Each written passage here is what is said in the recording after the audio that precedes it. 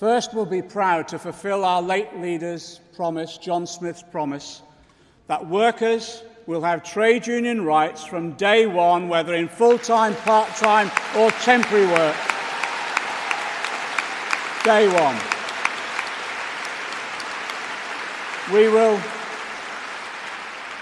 We will lift people out of poverty.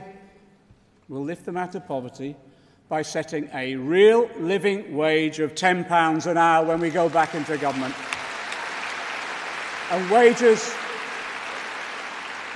will be determined by sectoral collective bargaining. And yes, we'll make it a mission of our government that we will tackle the continued scandal of the gender pay gap that hurts so many women within our society. Large corporations play a huge role in our lives, yet the decisions about the running of them are in the hands of a tiny elite. Employees who create the wealth have no say in the key decisions that affect their future. So after decades of talking about industrial democracy, Labour and government will legislate to implement it. And as Jeremy announced yesterday, a third of the seats on company boards will be allocated to workers so they have democratic rights at work again.